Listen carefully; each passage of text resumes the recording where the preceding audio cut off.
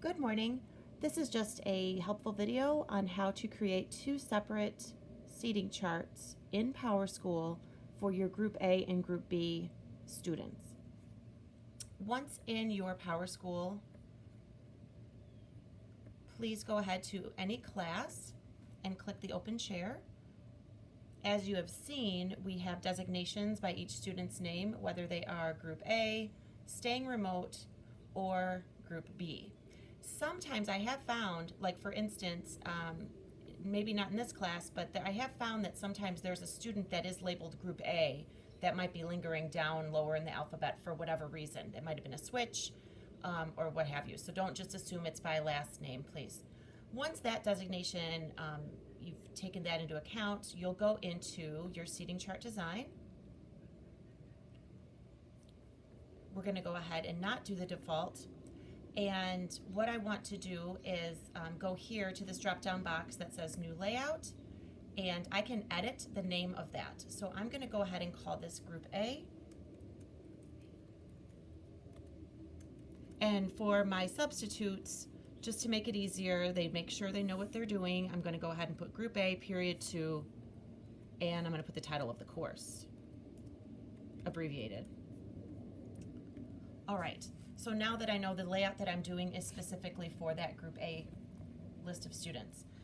So what I'll do is just based on the sheet or the designations that we have for what the students group, or if they're remote, I'm going to go ahead and place them into my classroom according to where my seats are within my particular classroom. Let's see.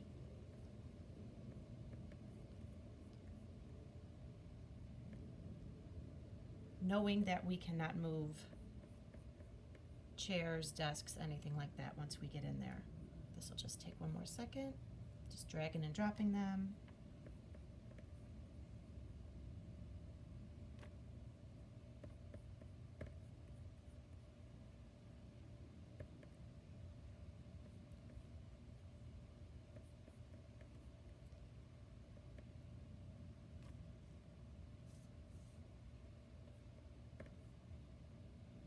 All right, so these are only the students that I will expect to see when we have Group A instruction, which would be most of the time on Mondays and Thursdays. What I'll do is go ahead and save that. And then what I can also do is do a new layout. I will name it Group B and do the same thing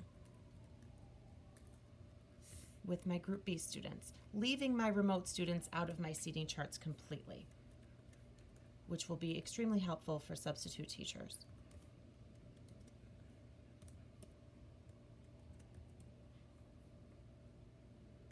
Finish.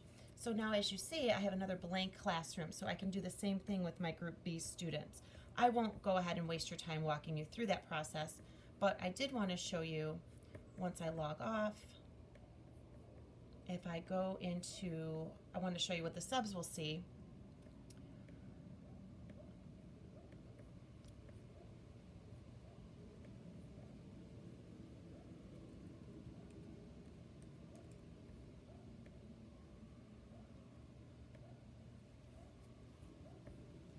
So now, when my substitute teachers go in to take attendance in my classroom, this is what they see, which will be awfully confusing, and they won't know who is supposed to be anywhere. So now, if they go to the seating chart tab, they can make sure to go to this drop-down box for Group A, and then they can go ahead and drop it down for Group B, which of course I didn't populate yet, just based on showing you the instructions. So hopefully that will help all of us out and help keep our substitutes happy and keep coming back to help us out, since we do not know what this will look like and for how long we will be in need of so many people helping us get through instruction. Thank you.